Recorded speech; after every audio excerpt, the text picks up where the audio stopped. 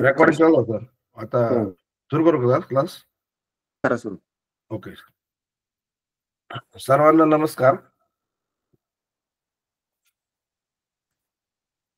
आज आपण या ठिकाणी 5वीचा मिशन आरंभ अंतर्गत जे स्कॉलर आहेत त्या मुलांचा आपण तास ऑनलाईन तास शिकण्यासाठी सुरुवात करत आहोत. तर माझ्याकडे जो विषय आलेला आहे तो आहे कार्यात्मक व्याकरण. मग त्या अनुषंगाने फेब्रुवारी 2023 ची जी आपला क्वेश्चन पेपर आहे त्या क्वेश्चन पेपर मध्ये जे क्वेश्चन आहेत त्या क्वेश्चनचा आपण या ठिकाणी सोडवण्याचा प्रयत्न करणार आहोत. ज्या शंका असतील तेही मला त्या ठिकाणी तुम्हाला समजून सांगणार आहोत. सुरुवातीला सर्वात म्हणजे कार्यात्मक व्याकरण यासाठी आपल्याला 5 प्रश्न त्या ठिकाणी येणार आहेत. 5 प्रश्नाचे वेटेज त्या ठिकाणी आहे आणि ते व्याकरण त्यामध्ये एकूण जवळपास 7 घटक आहेत. हे शब्दांच्या जाती, लिंग, वचन, काळ, विरामचिन्ह, वाक्यांचा भाग,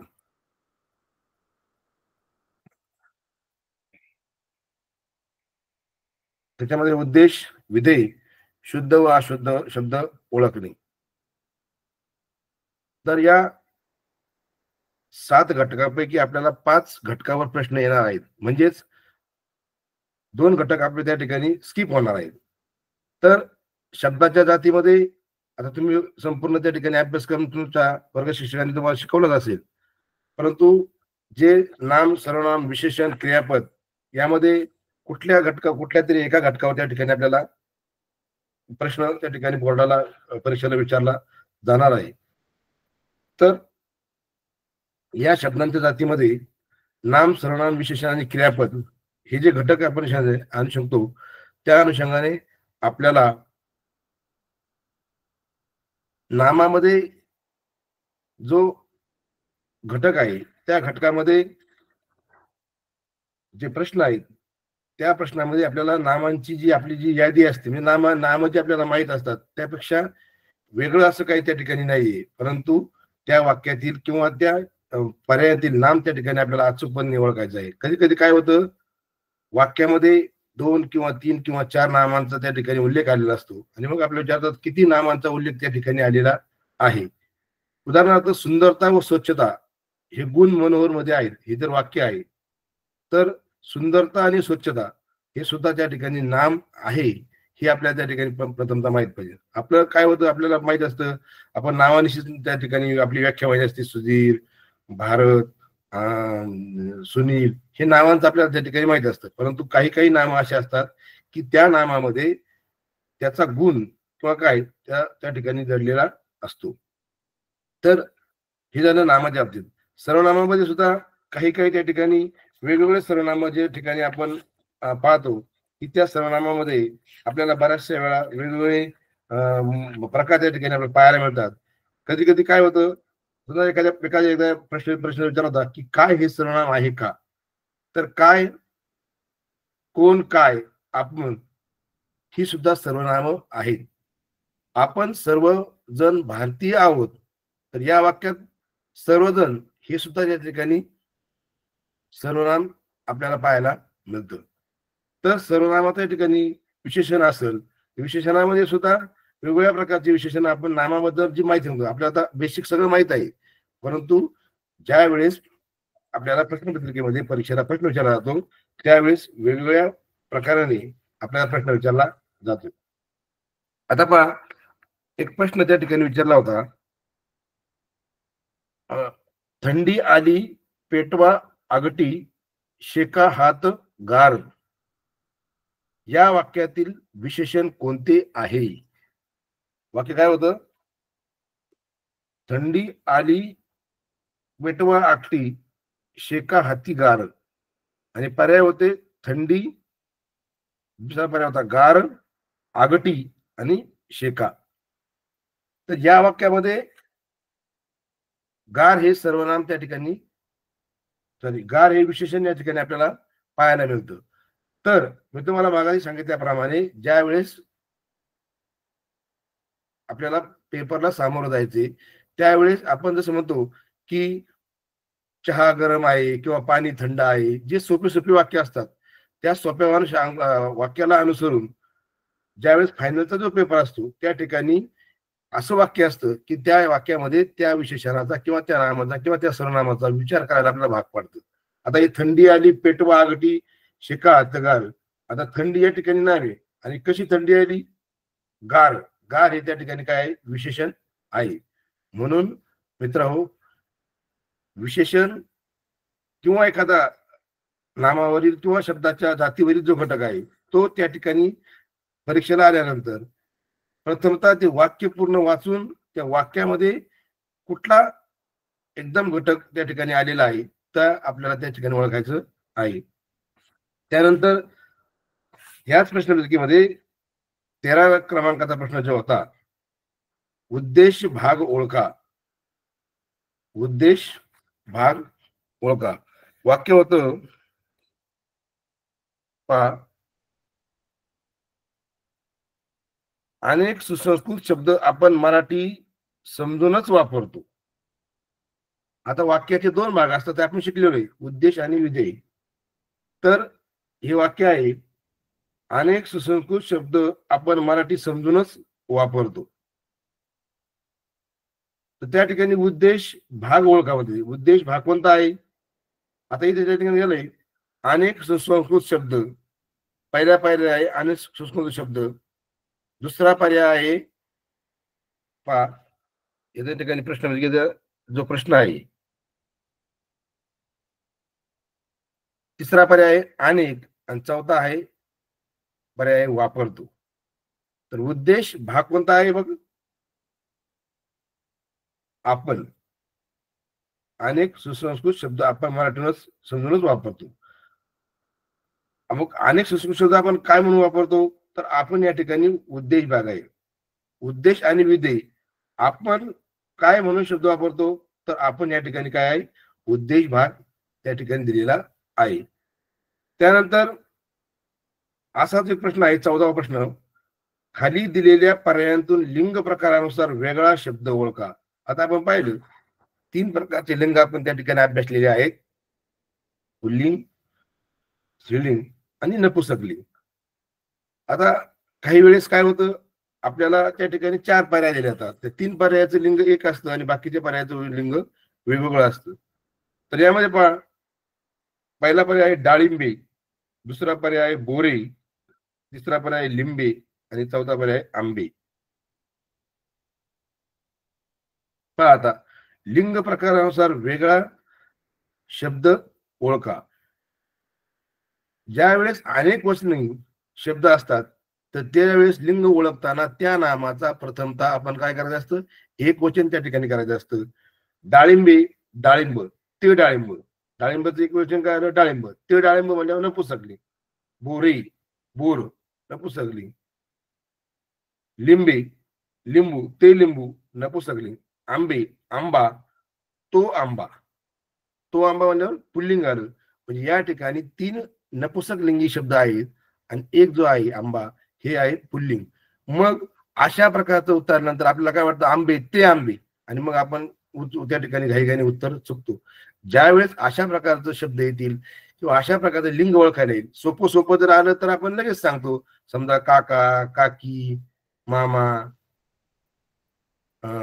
मावशी, आणि मग वेगवेगळं लिंग ओळखा. मग आपण लगेच म्हणतो तो काका लगेच स्त्रीलिंग आहे, तो मामा पुल्लिंग आहे, ती मावशी स्त्रीलिंग आहे. परंतु अवघड जर प्रश्न बोर्डाला जर विचारला तर त्या ठिकाणी त्या नामाचं प्रथमतः काय करायचं, एक वचन करायचं आणि मग तो शब्द त्या ठिकाणी ओळखायचा असतो. आता एक वाक्य आहे, कोकणातील रस्ते वळणावळणाचे आहेत. कोकणातील रस्ते वळणावळणाचे आहेत. तर या वाक्यामध्ये रस्ते या शब्दाचं लिंग ओळखा. मग आपण काय करणार, आपण लगेच आपल्याला घाईघाईने आपण म्हणणार ते रस्ते, मुलं पुसले. तसं नाही, त्या नामाचं प्रथमतः काय करायचं, एक वचन करायचं. रस्तेचं एक वचन काय, रस्ता. मग तो रस्ता, मग त्या ठिकाणी त्याचं काय आलं, पुल्लिंग. हे उत्तर त्या ठिकाणी योग्य आहे. तर अशा प्रकारचे ज्यावेळेस तुम्हाला प्रश्न विचारतील त्यावेळेस त्या ठिकाणी त्याचा बारकाईने अभ्यास करून तो प्रश्न त्या ठिकाणी सोडवणं अपेक्षित आहे. त्यानंतर जो पुढील प्रश्न आहे व्याकरणासंबंधी जो पुढील प्रश्न आलेला आहे त्या ठिकाणी विरामचिन्हाचा, आता पहा आपण वेगवेगळ्या प्रकारचे विरामचिन्ह त्या ठिकाणी पाहत असतो आणि मग पूर्णविराम, प्रश्नाच्या उद्गार चिन्ह, अर्धविराम ही जी विरामचिन्ह आहेत त्या विरामचिन्हाचा आपण दैनंदिन वाक्यामध्ये वापर करत असतो, ते आपल्याला माहीत पण असतात. परंतु विरामचिन्ह ओळखताना त्या ठिकाणी आपल्याला एकदम अचूकरित्या वाक्य वाचून वाक्यात प्रश्नामध्ये काय विचारलं हे आपण पहिल्यांदा पाहिजे. आता 15 नंबरचा एक प्रश्न आलेला आहे पहा, खराब कागदापासून पुन्हा नवा कागद, स्वल्पराम, शोभेच्या वस्तू, मजाच आहे की. आता या वाक्यामध्ये वाक्याच्या शेवटी कोणते विरामचिन्ह येईल हे शोधा म्हटलंय. का खराब कागदापासून पुन्हा नवा कागद, शोभेच्या वस्तू, मजाच आहे की. मग त्याने पहिला पायऱ्या दिलाय पूर्णविराम, दुसरा दिलाय प्रश्नचिन्ह, तिसरा उद्गार चिन्ह आणि चौथा दिलाय अर्धविराम. आता पहा उद्गार चिन्ह आपण कधी वापरतो, ज्यावेळेस आपल्याला आनंद होईल, हर्ष होईल किंवा एखादं दुःख होईल किंवा एखादी आश्चर्यकारक एखादी गोष्ट होईल. आता इथं वाक्य काय आले, खराब कागदापासून पुन्हा नवा कागद, शोभेच्या वस्तू, मजाच आहे की. म्हणजे आता जर आनंद झालाय, शोभेच्या वस्तू, मजाच आहे की. अरे तो आनंदाने म्हणलाय, अरे वा छान. आणि मग असं ज्या वेळेस म्हणेल त्यावेळेस त्या ठिकाणी आपल्याला उद्गार चिन्ह त्या ठिकाणी द्यायचं असतं. आता पहा वाक्य सरळ सरळ, खराब कागदापासून पुन्हा नवा कागद, स्वल्पराम, शोभेच्या वस्तू, मजाच आहे की. एवढं वाक्य. मग मजाच आहे की, मजाच आहे की म्हणजे काय, त्या ठिकाणी आपल्याला उद्गार चिन्ह देणं अपेक्षित आहे. मग आता आपण पाहिलं पहा, उद्देश पाहिलं, लिंग पाहिलं, विरामचिन्ह पाहिलं. मग ह्या घटकावर, कार्यात्मक व्याकरण या घटकावर त्या ठिकाणी परीक्षेला येताना 5 प्रश्न त्या ठिकाणी येत असतात. 20% भारांश आहे. परंतु कुठले 5 प्रश्न येतील ते आपण त्या ठिकाणी टाकताना आपण या 7ही घटकाचा अभ्यास एकदम काळजीपूर्वक केला पाहिजे. त्यानंतर पुढलं जे वाक्य आहे, पुढला जो प्रश्न आहे तो प्रश्न असा आहे पहा,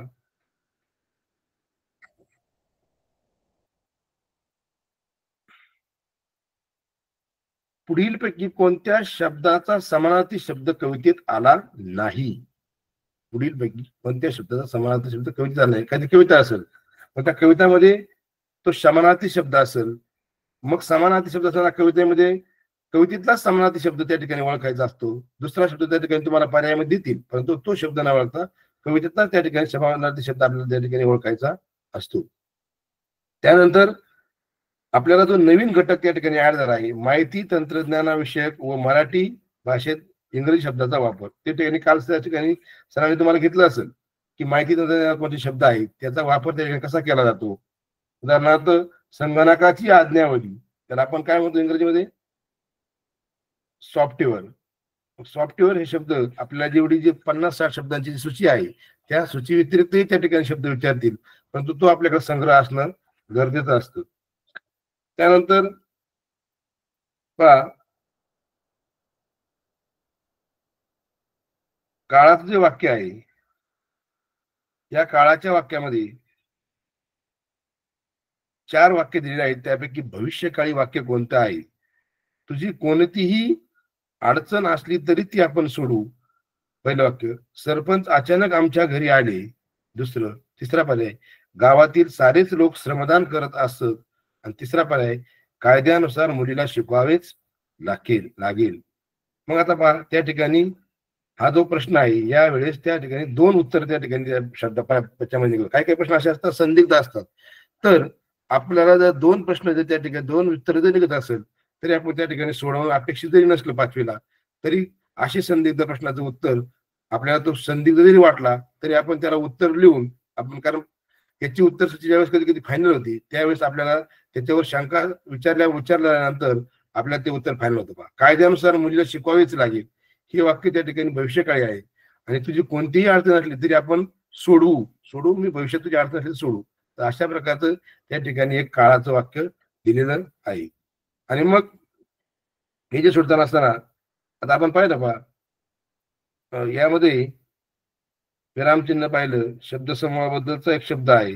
तर कार्यात्मक व्याकरण हा जो घटक आहे, या घटकावर प्रश्न विचारताना काळाचं जे वाक्य आपण पाहिलं, या काळाच्या वाक्यामध्ये कधी कधी काय होतं, एखादा प्रश्न विचारला जातो, सूर्य मावळत असताना मनाला अतिशय छान वाटते. आता आपल्याला काय वाटतं, मावळत मावळत म्हणलं की आपण सगळेच म्हणतो, अरे मावळत म्हणल्यानंतर चला भूतकाळ असेल. परंतु वाक्य हळुवारपणे वाचायचं, सूर्य मावळत असताना आपल्या मनाला छान वाटते किंवा आपल्याला नयनरम्य वाटते. मग मावळत असताना म्हणजे मावळण्याची क्रिया चालू आहे, म्हणजे हा कोणता काळ आहे, वर्तमान काळ आहे. मग परीक्षेला ज्यावेळेस असे काही प्रश्न, खोचक प्रश्न विचारतात, त्यावेळेस आपल्याला ते उत्तर येणं अपेक्षित आहे. कधी काय होतं, पुढील वर्षी केतन 10वीची परीक्षा देणार आहे. तर पुढील वर्षी देणार आहे म्हणल्यानंतर भविष्यकाळाचं वाक्य. मग आपल्याला अपेक्षित असतं सरळ सरळ वाक्य येईल, बा काल मी गावाला गेलो, या वाक्याचा काळ ओळखा, भूतकाळ. ते सरळ सरळ सोपं सोपं असतं. परंतु फायनल ज्यावेळेस पेपर, त्या ठिकाणी आपण परीक्षेचा पेपर देतो, त्यावेळेस त्या ठिकाणी अतिशय खोचक पद्धतीने, अतिशय काळजीपूर्वक वाचून तो प्रश्न प्रकार त्या ठिकाणी विचारला असतो. मग काळाचं वाक्य असेल, त्या ठिकाणी कधी कधी 3 काळ देतील, एक काळ वेगळा देतील, तो काळ ओळखायचा असतो. कधी कधी वाक्य देतील, त्या वाक्याचा काळ ओळखायचा असतो. मग हे काळाचं वाक्य ओळखताना त्या ठिकाणी आपण आपल्या पद्धतीने व्यवस्थित वाचन करून तो प्रश्न सोडवणं गरजेचं त्या ठिकाणी आपल्याला पाहायला मिळेल. त्यानंतर पहा, त्या ठिकाणी आपण आता काय पाहिलं होतं, पहिलं वाक्य पाहिलं होतं पहा, विभूषण पाहिलं, विषयाचा एक प्रश्न पाहिला. त्यानंतर आपण लिंगाचा एक प्रश्न पाहिला, काळाचा एक प्रश्न पाहिला, विरामचिन्हाचा पाहिला, वाक्याचा भाग. मी सांगितल्याप्रमाणे 1 2 3 4 5 प्रश्न या ठिकाणी आपल्याला या परीक्षेला आले होते. वचनाचा प्रश्न त्या ठिकाणी आपल्याला आला नव्हता, परंतु त्याने अनेक वचनाचं वचन करून लिंग ओळखायचं होतं, म्हणजे तो त्याने स्किप त्या ठिकाणी त्या प्रश्नामध्ये कव्हर केला. आता शुद्ध व अशुद्ध शब्द ओळखणे हा जो घटक आहे, हा घटक पूर्णपणे आपण जी शुद्धलेखन किंवा व्याकरणाचा जो अभ्यास करतो, त्या अभ्यासावर आधारित हा प्रश्न विचारलेला जातो. मग त्या ठिकाणी एखादा शब्द असेल, त्या शब्दामध्ये त्याचा उकार असेल, वेलांटी असेल, त्याची काही पहिली वेलांटी, दुसरी वेलांटी, दीर्घ, ऱ्हस्व, या गोष्टीचा विचार करून ते शब्द त्या ठिकाणी ओळखायचा असतो. कधी कधी काय होतं, 4 वाक्य दिले जातात आणि त्या 4 वाक्याच्या मध्ये खालील वाक्यातून शुद्ध वाक्य, संपूर्णपणे शुद्ध वाक्य असणारं पर्याय शोधा. मग तुम्हाला काय करतील, 3 वाक्यामध्ये एखादे 2 शब्द त्या ठिकाणी प्रत्येक वाक्यात चुकवले जातील ग्रॅमॅटिकली, व्याकरण दृष्ट्या, आणि एक वाक्य त्या ठिकाणी बरोबर दिलेलं असेल. मग ते वाक्य आपण अचूकपणे ओळखायचं असतं. वाक्य वाचल्यानंतर त्या वाक्यात कुठला कुठला शब्द चुकीच्या पद्धतीने दिला आहे, त्या वाक्याला काय काय, त्या शब्दाला आपण खाली अंडरलाईन करायची, की जेणेकरून मग तो पर्याय आपला बाद होत चालतो आणि मग आपण उत्तराकडे हळूहळूपणे येत असतो. आपण जर संपूर्ण चारी वाक्य वाचायला गेलो, पटकन गेलो, तर आपला त्या ठिकाणी वेळ जाण्याचा संभव असतो. म्हणून अशा वेळेस काय करायचं, एकेका पर्यायावर वाचन करीत आपलं अचूक उत्तर काय आहे, त्या अचूक उत्तराच्या दिशेने आपल्याला जायचं असतं. आता शुद्ध अशुद्ध शब्दाचा ज्यावेळेस तुम्हाला सराव करायचा आहे, त्यावेळेस आपल्या पाठ्यपुस्तकामध्ये प्रत्येक धड्याच्या खाली काही शब्द दिले आहे, हे शब्द असेच लिहा. काय असतं त्या ठिकाणी, हे शब्द असेच लिहा. मग त्या धड्याखाली जवळपास 10 ते 15 शब्द असे अवघड शब्द असतात, म्हणजेच ते शब्द शुद्ध असतात. आणि अशुद्ध शब्द म्हणजे काय, त्याच्यामध्ये ते शब्द चुकीचे लिहिलेले असतात. मग आपण अशा शब्दांचा दररोज दैनंदिन मध्ये सराव करायचा. आता त्या ठिकाणी शुद्ध अशुद्ध शब्द परीक्षेला कुठला येईल हे काही सांगू शकत नाही, पण सरावांती जर आपण ऱ्हस्व, दीर्घ, कुठला वेलांटी, पहिला दुसरी वेलांटी असल्या तर आधीच्या अक्षराला कोणती वेलांटी, दुसरा कसा असेल तर आधीच्या अक्षराला कोणता उकार येईल, हेच आपल्याला नियम जर माहित असेल तर त्या ठिकाणी उत्तर आपण 100% बरोबर लिहिण्याचा प्रयत्न करत असतो. म्हणून आपण सरावासाठी काय करायचं, की याच्यामध्ये पाठ्यपुस्तकामध्ये हे शब्द असेच लिहा, हे जे काही आहे त्या शब्दांचा सराव आपण करणं गरजेचं आहे. आता आपण 5वीला आहोत, तर आपण पहिलीचं जाऊ द्या, आपण दुसरी किंवा तिसरी, चौथी, 5वीच्या त्या मराठीच्या धड्यांच्या खाली जे काही शब्द आलेले आहेत, त्या शब्दांचा आपण सराव करणं गरजेचं आहे. सराव करणं म्हणजे काय करायचं, की परिवर्तन किंवा प्रोत्साहन किंवा राष्ट्रभक्ती असे काही वेगवेगळे शब्द असतात, अवघड अवघड शब्द. त्याच्यामध्ये ग्रामॅटिकली आपल्याला चुका होण्याचा संभव असतो. मग ते शुद्ध अशुद्ध शब्द आपल्याला त्या ठिकाणी ओळखणं क्रमप्राप्त असतं. मग आपण काय करायचं, शुद्ध व अशुद्ध शब्द ओळखणे यामध्ये आपण त्या ठिकाणी हा जो घटक आहे या ठिकाणी आपला मार्क जाण्याचा संभव त्या ठिकाणी निश्चितपणे असतो. कारण ते जे वाक्य जे आहे ते आपल्याला किंवा जो शब्द आहे तो परिपूर्णपणे माहीत असणं त्या ठिकाणी आवश्यक असतं. किंवा कधी कधी काय होईल, तुम्हाला 5 शब्द देतील आणि ते म्हणतील या खालील शब्दामध्ये एकूण किती शब्द शुद्ध आहेत. मग आपण काय करायचं, अशुद्ध शब्द जे आहे त्याला कट करत चालायचं आणि शुद्ध शब्द त्या ठिकाणी मोजून जे उत्तर अपेक्षित आहे ते घ्यायचं. म्हणजे एकाच घटकावर जवळपास प्रत्येक घटकावर 5 ते 10 प्रकारचे वेगवेगळ्या प्रकारचे प्रश्न त्या ठिकाणी विचारले जातात. मित्रांनो, आता आपण ही 2023 ची फेब्रुवारीची प्रश्नपत्रिका पाहिली. याच्यामध्ये आपण पाहिलं पहा, पहिलेच वाक्य ते सोपं होतं, परंतु ते आपल्याला त्या ठिकाणी विशेषण ओळखायचं होतं. पण असं सरळ विशेषण दिलं नव्हतं की कसं, गणेश हुशार मुलगा आहे, मग विशेषण काय, हुशार. असं वाक्य सरळ सरळ असतं. परंतु ज्यावेळेस आपण बोर्डाच्या दिशेने किंवा आपण सरावाच्या दिशेने ज्यावेळेस आपला पूर्णपणे सराव होतो आणि ज्यावेळेस आपल्याला फायनल पेपरला सामोरं जायचं असतं त्यावेळेस वाक्य खूप क्रिटिकल किंवा खोचक पद्धतीने असतात. मग मी मला सांगितलं, थंडी आली पेटवा आगटी शेका हात गार. मग या वाक्यात सरळ सरळ थंडी आली तर क्रियापदे, प्रत्येकाचा विचार करायचा. आली हे क्रियापदे, थंडी नाम आहे, पेटवा आगटी, आगटी नाम आहे, शेका, शेका म्हणजे शेकवा, हात नाम आहे, गार, गार हे काय आहे, विशेषण आहे.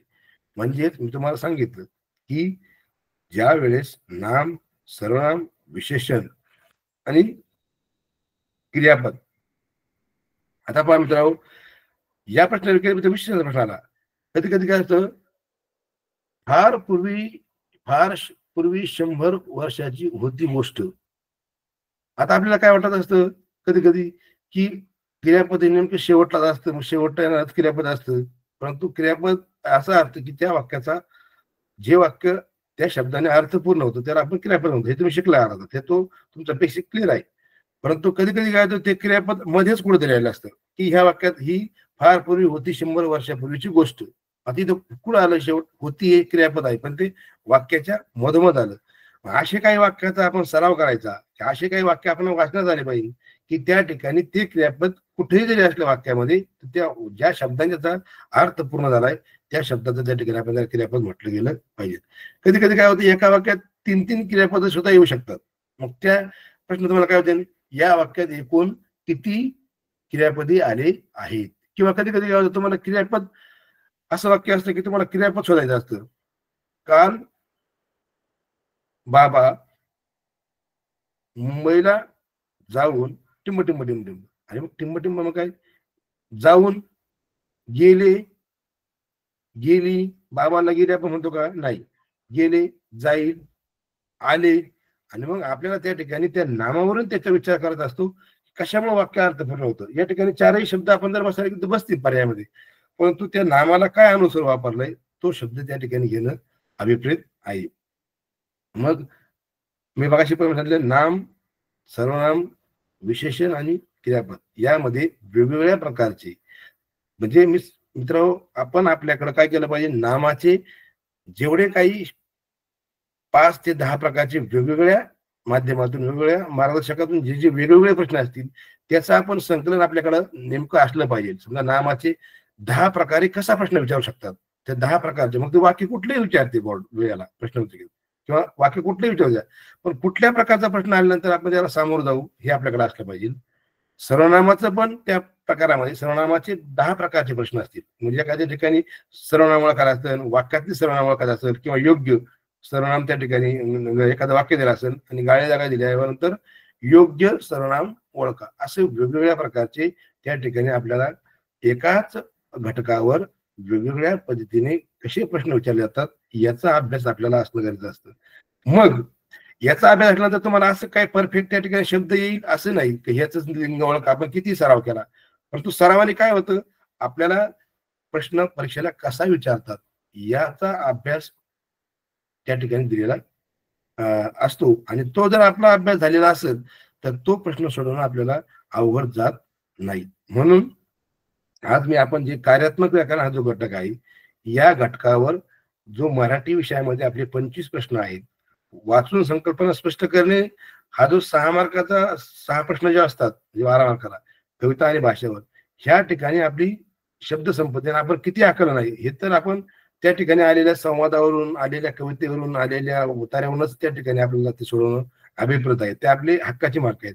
परंतु कार्यात्मक व्याकरण जे आहे ते सुद्धा आपले हक्काचे जे 5 प्रश्नावर जे 10 मार्क आहेत, हे हक्काची मार्क त्या ठिकाणी असतात.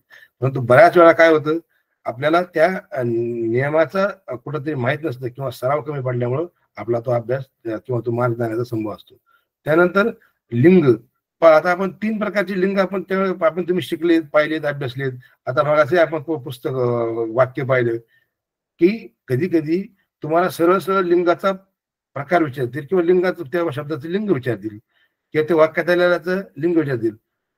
परंतु आपल्याला त्या ठिकाणी मी सांगितलं, की त्या नियम जे आहेत लिंगाचे, लिंग सोडवा ओळखायचे त्याचे नियम आपल्याकडे माहीत असणं क्रमप्राप्त आहे. आपण जेव्हा अशी वाक्य पाहिलं, की किंवा ते शब्द ओळखा, शब्दातून की आंबे, केळी किंवा ते जे आपण 4 शब्द पाहिले, तर त्या 4 शब्द डाळिंबे, बोरे, लिंबे आणि आंबे.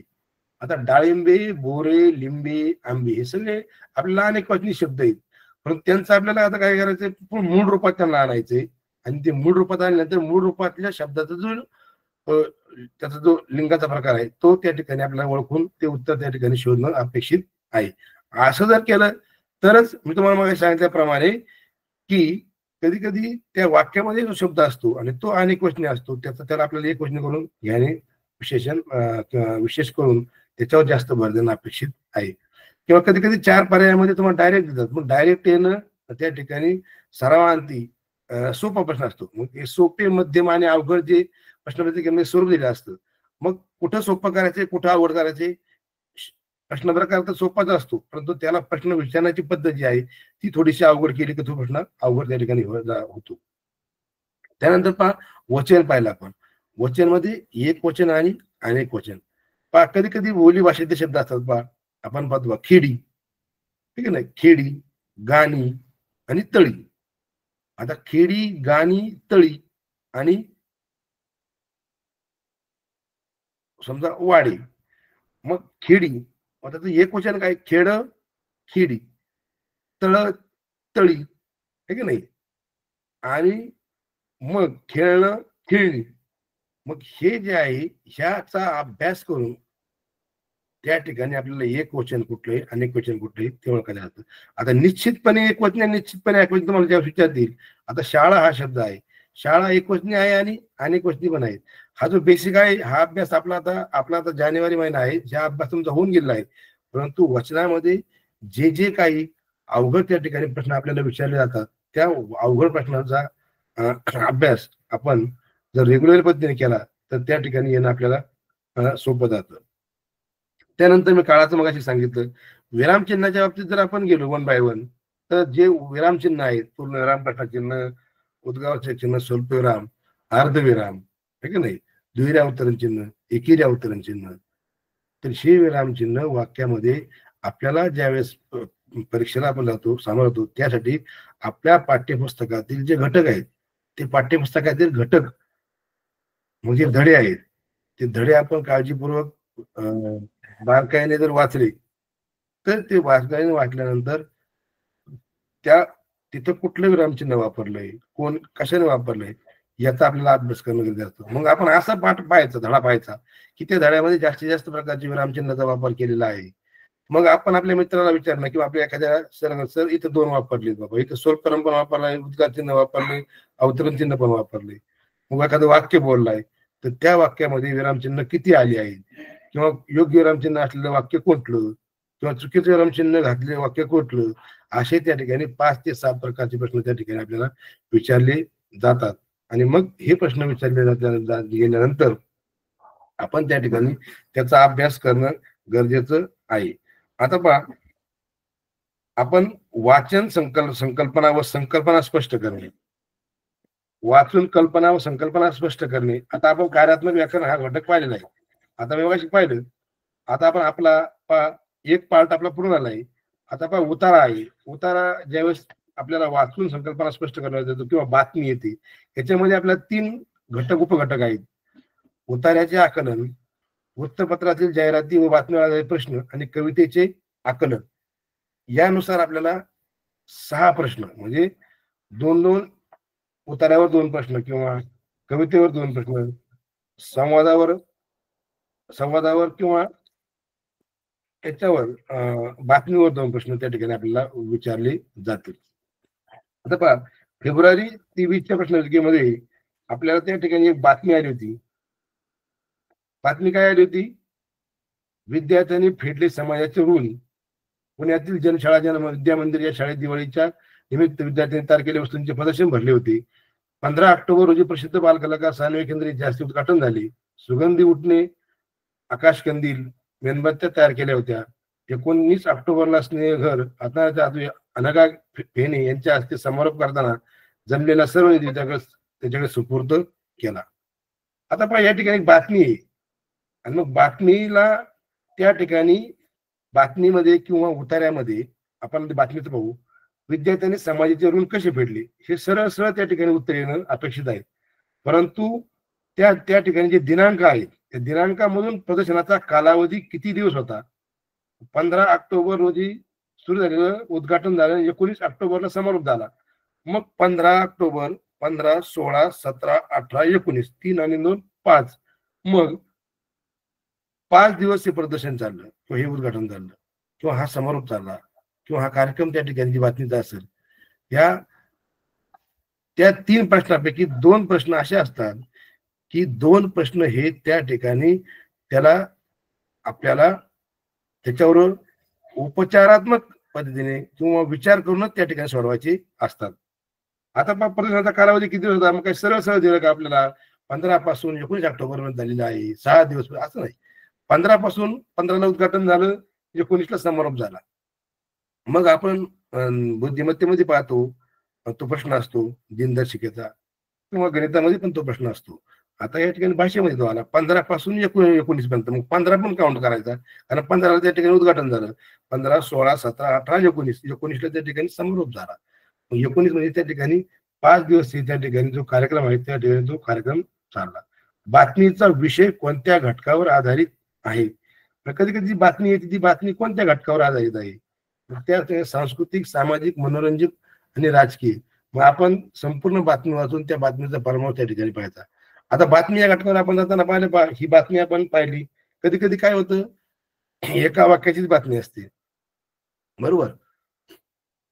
भारताने आफ्रिकेचा 10 गडी राखून पराभव केला. 10 विकेट्स किंवा 10 गडी हे कशामध्ये आहेत? ही बातमी कोणत्या खेळाशी निगडित आहे?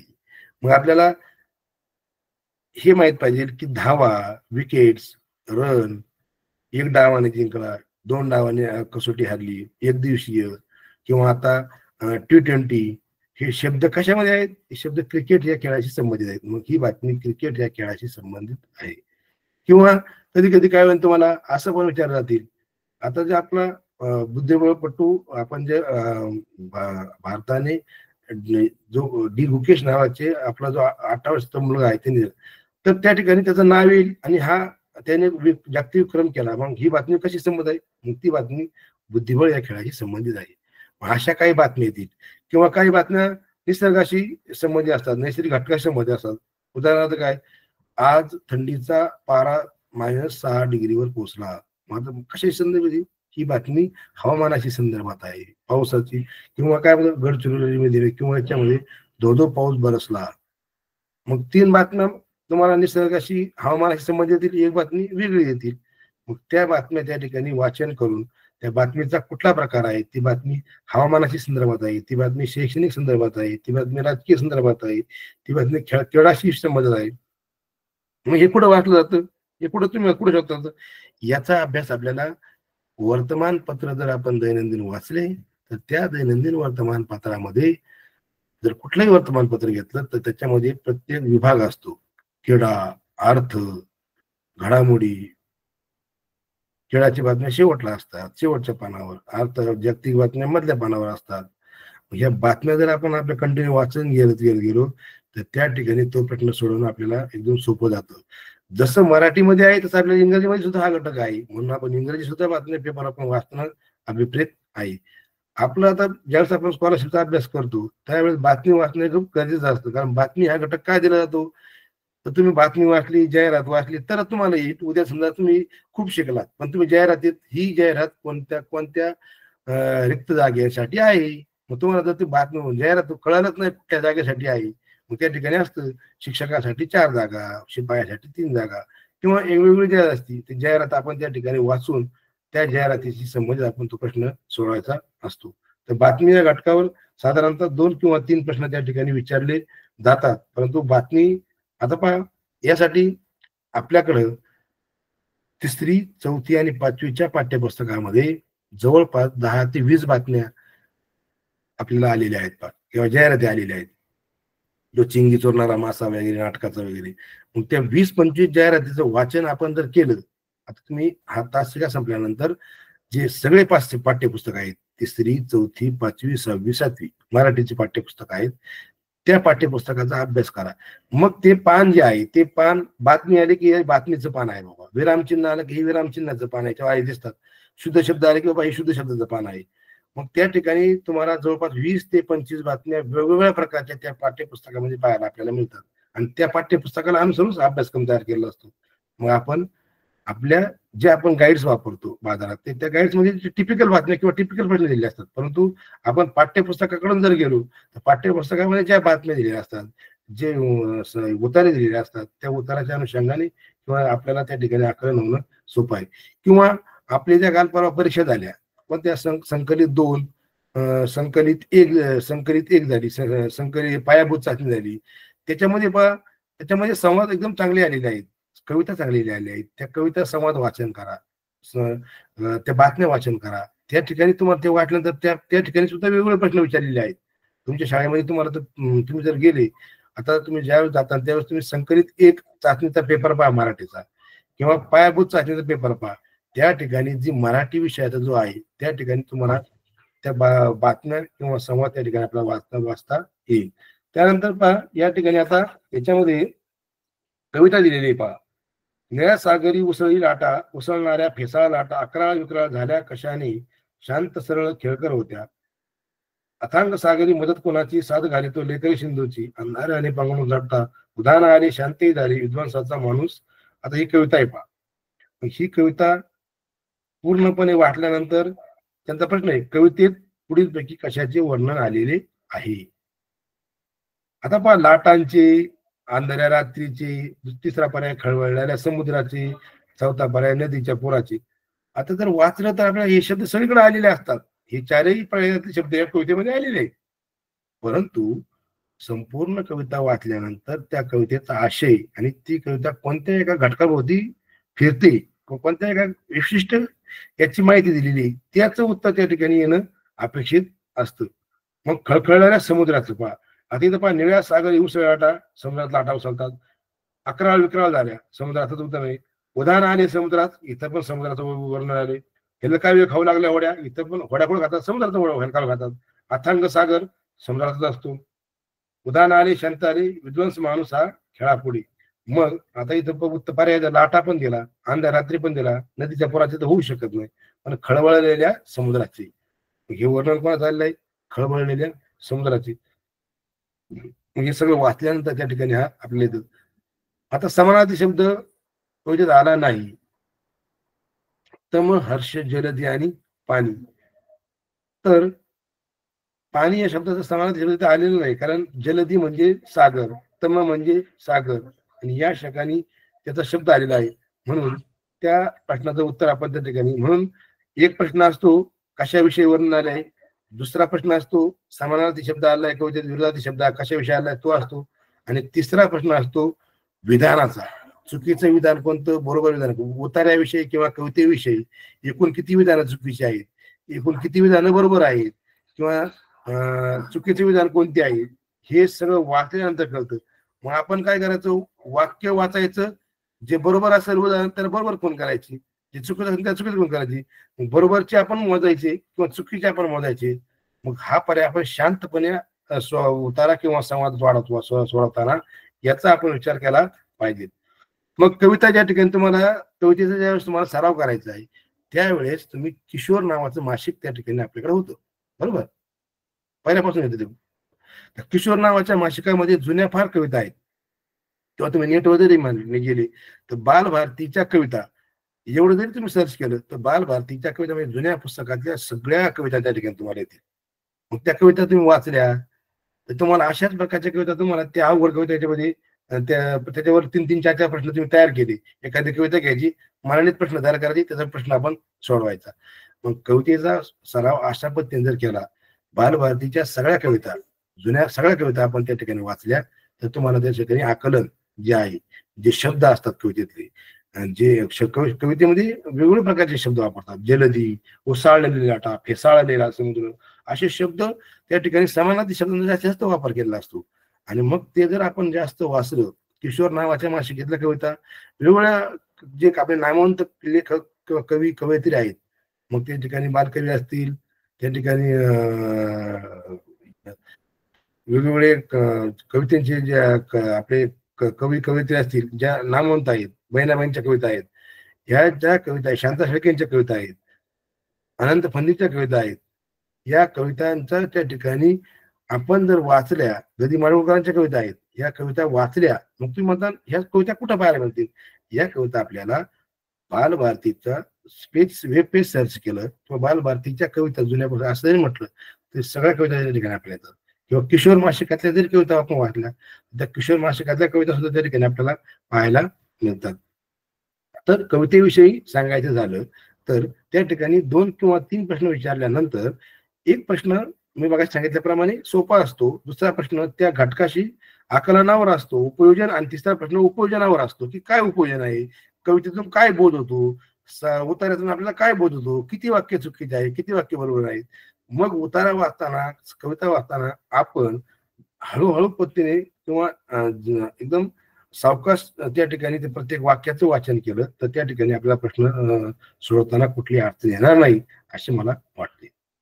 त्यानंतर आपला जो शेवटचा जो घटक राहिला आहे वाचून संकल्पना सोडवणे, याच्यामध्ये उताराचे वाचन. उताराचे वाचन ज्यावेळेस आपण उतारा वाचतो तर उतारा वाचताना मी मग सांगितल्याप्रमाणे उतारा असतो, तो उतारा एखादा उतारा दिल्यानंतर त्या उतार्यात किती वाक्य बरोबर आहेत, किती वाक्य अचूक आहेत, किती वाक्य चुकीचे आहेत, हे वाक्य त्या ठिकाणी देताना परीक्षेला जाताना 3ही प्रश्न वेगळ्या पद्धतीने विचारले जातात. एक प्रश्न सोपा असतो, दुसरा प्रश्न उतार्यास या शब्दाचा समानार्थी शब्द आलेला आहे का. आपल्याला समानार्थी शब्द देतात परंतु मग त्या समजा अश्व एखादा घोड्याच्या वर्णनाशी संबंधित एखादा उतारा दिला तुम्हाला, बरोबर, आणि मग त्या ठिकाणी ते म्हणतील या शब्दाचा समानार्थी शब्द आला का, तो उतार्यात आला पाहिजे. बाहेर मग तिथे तुम्हाला पर्याय काय करतात, शब्द येतील पण बाहेरच्या समानार्थी शब्द येतील, म्हणजे त्या उतार्यात किंवा कवितेत नसेल तो. मग आपण त्यावेळेस आपली फसवत काय होते, आपण लगेच तो लिहून टाकतो तर त्याचं बरोबर होतो. पण तिथं काय म्हणले, उतार्यात किंवा कवितेत आलेला समानार्थी शब्द शोधा ह्या शब्दाचा, आणि मग तो तो शोधणं आपण अपेक्षित असतं. आणि आपल्याला पर्यायात त्या ठिकाणी चुकवण्यासाठी आपला दुसरा शब्द त्या ठिकाणी दिलेला जातो.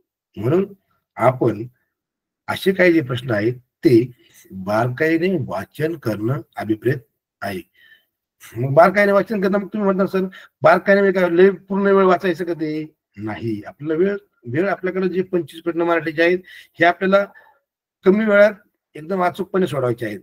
परंतु त्या वाक्याला पटकन प्रश्नामध्ये काय दिले ते प्रश्न आधी वाचून ते उतारा एकदा वाचून घ्यायचा अगोदर, पेपर आल्यानंतर एक सरळ वाचून घ्यायचं सरळ, आणि मग प्रश्नाकडे जायचं. प्रश्नाकडे जात असताना पहिल्या प्रश्नाचं उत्तर काय, दुसऱ्या प्रश्नाचं उत्तर काय, एकदा उतारा वाचल्यानंतर आपल्याला काय कळतं की अरे बाबा हे मध्ये उत्तर असेल बरं का, बाबा हे सुरुवातीला असेल, हे शेवटला आहे उत्तरात, ही आपल्याला आयडिया येते, मग आपला वेळ कमी जातो. असंच कवितेचं असतं, कविता एकदा वाचून घ्यायची सरळ सरळ, असं नाही करायचं की प्रश्न वाचायचा आणि मग कविता वाचायची, असं नाही. एकदा कविता पटकन वाचून घ्यायची, एकदा उतारा पटकन वाचून घ्यायचा आणि मग प्रश्न सोडवायला सुरुवात करायची. यांनी काय होणार, तुम्हाला एक आयडिया येते की याचं उत्तर कुठं असू शकतं बाबा आता, आणि मग आपला वेळ त्या ठिकाणी वाचतो. आणि हाच वेळ आपल्याला गणितामध्ये जे 50 प्रश्न दिलेले आहेत ते 50 प्रश्न सोडवण्यासाठी आपल्याला कामी पडतो. मग आपल्याला मराठीचे 25 प्रश्नाचा वेळ कुठं, त्या ठिकाणी कुठल्या प्रश्नाला किती वेळ द्यायचा आहे.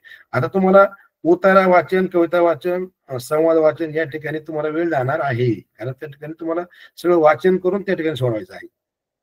मग याला जास्त वेळ लागणार तुम्हाला. पण त्याच्याच अनुषंगाने तुम्हाला समानार्थी, विरोधार्थी, शब्दसमूहाबद्दल जे काही पुढले घटक आहेत ते त्या ठिकाणी तुम्हाला तो कमी वेळ लागणार आहे.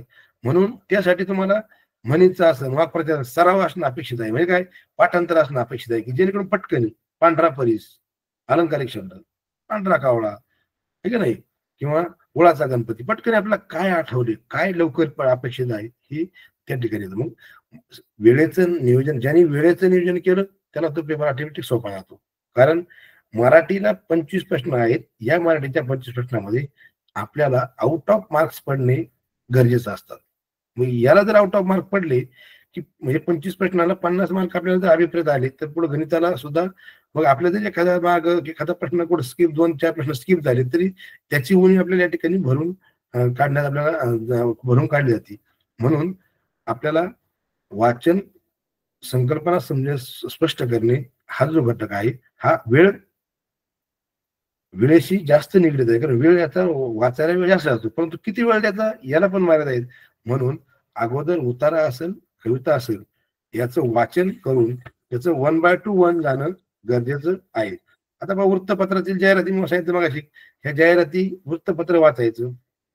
मग तुम्हाला जाहिराती कशा रेग्युलर जाहिराती नाही येणार, तुम्हाला अशी जाहिराती येतील कुठली शासनाशी संदर्भातील जे जे चांगले उपक्रम आहे, माझं वसुंधरा माझं अभियान, किंवा असे जे जे आहे मग त्यासाठी असे निगडीत येतील. मग पर्यावरण वाचवा, काय संदेश दिला आहे, किंवा असं गोवरलस, किंवा असं जे शासनाचे उपक्रम रनिंग चालू आहेत, किंवा आता आपण कोरोनाच्या बातम्या पाहिल्या पहा, कोरोनाच्या काळातल्या कोरोनाशी संदर्भात बातम्या आल्या तर त्याची संदर्भात. म्हणून मी तुम्हाला मग काय सांगितलं, मराठीमध्ये आपले वर्तमानपत्र जर आपण वाचन केलं तर वर्तमानपत्र वाचल्यानंतर आपले 10 मार्क त्या ठिकाणी आपल्याला वर्तमानपत्राचे वाचन केल्यानंतर ऑटोमॅटिक मिळतात. कारण का, त्याच्यामुळे आपलं काय होतं, वाचनाची गती वाढते. वाचून काय अभिप्रेत आहे, एखादी बातमी वाचली तुम्ही, तुम्हाला काय कळते, तर त्याच्या खाली वर्तमानपत्र वाचणे हे अभिप्रेत आहे. म्हणून सकाळी उठल्यानंतर आपल्या घरी वर्तमानपत्र जर येत असेल किंवा आपण वर्तमानपत्र अवेलेबल केलं तर वर्तमानपत्र वाचणं हे अभिप्रेत आहे.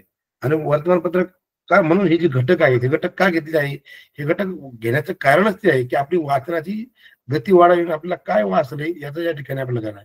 पण आता या मराठीमध्ये वाचन, कल्पना करणे आणि कार्य करणे म्हणजे 6 प्रश्न आणि 11 प्रश्न आहे जवळपास. निम्मे प्रश्न याच्यावर त्या ठिकाणी जवळपास त्या ठिकाणी 44% सिलेबस याच्यावर दिलेला आहे. आणि मग हे एकदा आपल्या ह्याच्यात आलं की शब्द संपत्तीवर प्रभुत्व हे सगळं पाठांतराचा विषय. समानार्थी, विरोधार्थी, शब्दकोडी, जोड शब्द, अलंकारिक, हे सगळं पाठ करायचा विषय. त्याचं जे येईल ते बदलणारं उत्तर नाही. हरणाचं पाडस, सावक, पिलूदर्शक किंवा ध्वनीदर्शक हे सगळं ठरलेलं आहे. बांगड्यांची किमती हे सगळं ठरलेलं आहे. हे पाठांतराचाच विषय आला. परंतु वारसा जो विषय आहे, हा वारसा विषय हा त्या लेवलला आपण किती संवाद अपेक्षित केले, आपलं किती वाचन आहे याच्याशी निगडीत हे जे 3 घटक आहे हे त्याचे तुम्हाला जे वाचन आणि तेच परीक्षा लिहिलं असं नाही. तुम्ही जास्तीत जास्त सराव केला, बातम्या जास्तीत जास्त वाचल्या, संवाद जास्तीत जास्त वाचले, बालभारतीच्या कविता जास्तीत जास्त वाचल्या, तर तुम्हाला कविता वाटल्यानंतर त्या ठिकाणी काय विचारले, त्या कवितेखाली काय प्रश्न दिले. मी तुम्हाला मागे सांगितलं 3री, 4थी, 5वी, 6वी, 7वीचे तुम्ही कविता सगळ्या वाचा, ज्या ज्या कविता आहेत त्याच्या खाली कसे प्रश्न विचारले बाबा. ओके, असे प्रश्न विचारल्यानंतर आपल्याला सराव होणं त्या ठिकाणी अपेक्षित असतं. आणि मग असा सराव झाल्यानंतर काय होतं, हा सराव झाल्यानंतर आपल्याला सराव अपेक्षित असतो. आणि मग सराव अपेक्षित असल्यानंतर हा सराव त्या ठिकाणी होणं गरजेचं असतं. म्हणून उतारा, कविता, वाचन हे आपण ज्यावेळेस पाहिलं, वाचून कल्पना व संकलन स्पष्ट करणे हे जे 24% जो सिलेबस आहे, 6 प्रश्न आहे, तर या ठिकाणी उतार्याचे आकलन आणि वृत्तपत्र जाहिराती, बातम्यावर आधारित प्रश्न, कवितेचे आकलन हे प्रश्न असणं आवश्यक असतं. आणि म्हणून असे प्रश्न सोडवणे गरजेचं असताना आपल्याला इतर अभ्यासाशी निगडीत लिंग, वचन, काळ, विरामचिन्हे, वाक्याचे भाग हे जो कार्यात्मक व्याकरणाचा जो घटक आहे, हा कार्यात्मक व्याकरणाचा घटक सुद्धा वाचताना आपण काळजीपूर्वक त्या ठिकाणी वाचून गरजेचं असतं. आता आपण आज या ठिकाणी आपले शेवटचे जे 10 मिनिटं राहिले आहे, या 10 मिनिटानंतर दर दिवस ज्यावेळेस आपण अभ्यास करतो त्याचाच अभ्यास करायचा की आपण आता दिवसभरात संध्याकाळी काय केले, काय अभ्यास करायचा आपण स्कॉलरशिपचा. तर या 10 मिनिटात आपण आपल्याला आता काय करणार, फीडबॅक घेणार आहोत. आता आपण सुरुवातीला काय पाहिलं, आपल्याकडे आली फेब्रुवारी 2023 ची प्रश्नपत्रिका. कोणती, की जी शासकीय परीक्षा मंडळाची फायनलची परीक्षा होती. आपल्याकडे जो पेपर होता त्या ठिकाणी ABCD नावाचे 4 संच असतात. तर माझ्याकडे A नावाचा संच त्या ठिकाणी तुम्हाला मी सोडून दाखवला. तर या प्रश्नपत्रिकेत आपण व्याकरणावर जे काही 5 प्रश्न आले होते, वाचन संकल्पना कवितेवर जे काही 3 प्रश्न होते, बातमीवर जे काही 3 प्रश्न होते, या प्रश्नांचा आपण त्या ठिकाणी पुरेपूर कशा पद्धतीने विचारले जातील, कशा पद्धतीने त्या ठिकाणी त्याला आपल्याला संवाद विचारला जाईल, याचा आपण त्या ठिकाणी अभ्यास केला. मग प्रश्नपत्रिका आल्यानंतर आपण त्याच्यानुसारल्या सुरुवातीला ज्या काही गोष्टी आहेत त्या गोष्टी विचारणं आपण त्या ठिकाणी अपेक्षित असतं. आणि म्हणून आपण या गोष्टी करत असताना आपण त्या घटकाखाली जे जे घटक त्या ठिकाणी आपण दिलेले आहेत त्या त्या घटकाचा अभ्यास पूर्णपणे करणं अपेक्षित आहे. मित्रांनो, आपण आपल्याला ज्या सुद्धा जून पासून जानेवारीपर्यंत आपण आलेलो आहोत, तर आतापर्यंत आपला अभ्यासक्रम शिकून पूर्ण झाला. आपलं सगळं संपूर्ण सराव झाले आहे. तुम्ही 10-20 प्रश्न सोडवलेले आहेत. परंतु प्रश्न सोडवताना जास्तीत जास्त सराव केला तर आपण काय करायचं, एखादा प्रश्न आपल्याला लिंग व्याकरणावर वेगळा आला तर त्याला टिक करायचा आणि तो आपल्या मित्राशी किंवा वर्ग शिक्षकाची चर्चा करायची. सर, अरे हा सर हा प्रश्न खूप वेगळा विचारला गेलाय. आणि मग तो प्रश्न आपण ज्यावेळेस समजून सांगतो तर आपल्याला त्या प्रश्नाचं उत्तर कळते. मग आता उरलेल्या या 2 महिन्यामध्ये, उरलेल्या या 1.5 महिन्यामध्ये, उरलेल्या ह्या ज्या वेळामध्ये आपल्याला काय करायचे, 9 तारखेपर्यंत, 9 तारखेच्या आतमध्ये आपल्याला आता हा जो वेळ आहे, जो 1 महिना जो वेळ आहे, हा वेळ आपल्याला काय करायचा आहे, जास्तीत जास्त प्रश्न सोडवणे. वेगवेगळ्या प्रकारचा प्रश्न कुठे विचारला आहे. आता एखादी बातमी आली पेपरमध्ये, मग तिथं आपल्याला काय प्रश्न विचारतील बाबा. आता असं असतं, discount, offer offer offer offer फक्त 3 दिवस, 40%, 100 रुपये किमतीच्या खरेदीवर 10% ऑफर. मग आपल्याला लगेच गणिताचं माहित असतं 1000ला 10% किती, 100 रुपये. मग किती रुपयाची सूट दिलेली आहे, असं त्या ठिकाणी वेगवेगळ्या प्रकारचे प्रश्न विचारतात. म्हणून आपण ज्या वेळेस एखादी गोष्ट वाचतो, एखादे घटक वाचतो, त्या घटकाला वाचत असताना आपण त्याचा अभ्यास करणं गरजेचं आहे. म्हणून आता आपण हे जे 5-6 घटक त्या ठिकाणी शिकलो, जे जे पाहिलं, त्या अनुषंगाने आपल्याला आता मराठीचं काल जो तुम्हाला भाषेत व्यवहारात उपयोग झाला, वाक्प्रचार असेल, म्हणी असेल, तो पण सरांनी तुम्हाला, आमचे मित्र भागवान सरांनी शिकवलं असेल. आता शब्द संपत्तीवर प्रभुत्व तो घटक एकदम सोपा आहे, समानार्थी. तो त्याच्याशी आम्ही तुम्हाला माहिती सांगितल्याप्रमाणे तो पाठांतराचा किंवा तो आपल्या दैनंदिन जीवनातला वाचनातला घटक आहे. परंतु आपण जे आज घटक पाहिले, वाचून कल्पना किंवा कार्यात्मक व्याकरण आहे, व्याकरणाचा जो घटक आहे हा व्याकरणाचा घटक नियमाशी निगडीत असतो. तिथं आपण नियमच, तुम्ही तिथं किती वाक्य वाचले, किती नामपाठ केले, तर तो तुम्हाला वाक्य कुठलं विचारले जातील ते त्या ठिकाणी सांगू शकत नाही. किंवा या वाक्यात किती नाम आले आहेत किंवा सामान्य नाम कोणतं आहे, व्यक्तिवाचक नाम कोणतं आहे, त्या ठिकाणी त्याचा अभ्यास करणं त्या ठिकाणी आपल्याला गरजेचं ठरवून क्रमप्राप्त ठरतं. म्हणून मित्रांनो, आता आपण मराठी या विषयाची तयारी करत असताना, मराठी या विषयाचे प्रश्न सोडवत असताना आपल्याला, मी मगाशी सांगितल्याप्रमाणे, जास्तीत जास्त मी म्हणेल आउट ऑफच स्कोरिंग करणं. आउट ऑफ, एकही प्रश्न त्या ठिकाणी कुठेही चुकीचा न जाणं किंवा एकाही प्रश्नाचं उत्तर न चुकणं हे अपेक्षित आहे. म्हणून आपण या घटकाशी सामोरं जाताना आपलं 5 गोष्टी महत्वाच्या आहेत. एक म्हणजे वर्तमानपत्राचं नियमित वाचन करणं. मग तुम्ही म्हणता सर परीक्षेला पेपर वाचला का? नाही.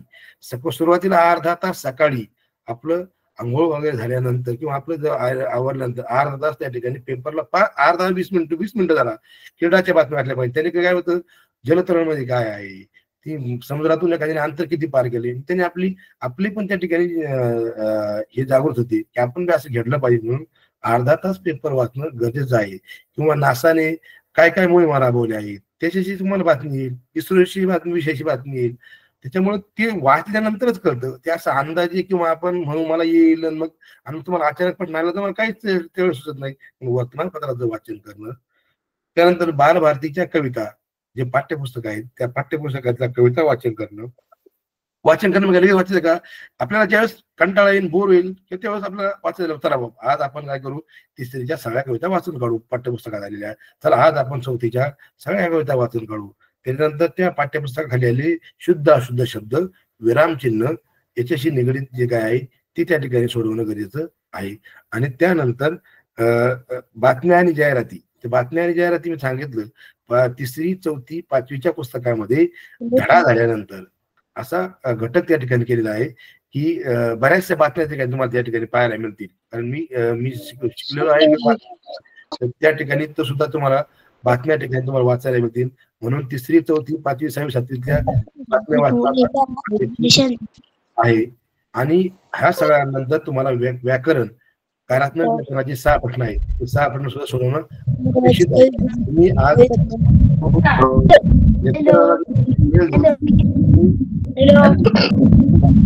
शंका असेल माझा शेअर केलाय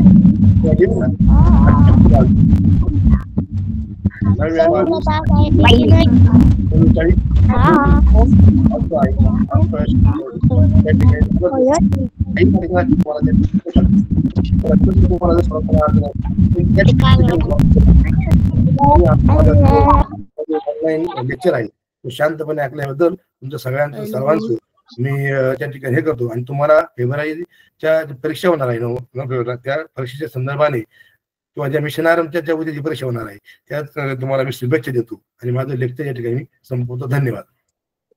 सर एक मिनिट कोणाची शंका असेल तर त्यांना विचारू. माईक ऑन करतो. बोला.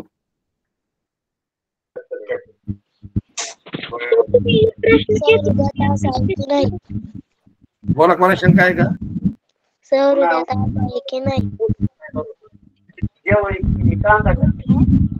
उद्या तास आहे की नाही ह्याची शंका आहे हे तुम्हाला उद्या तास नाही मिशन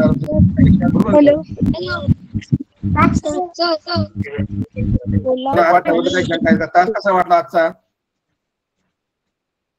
हॅलो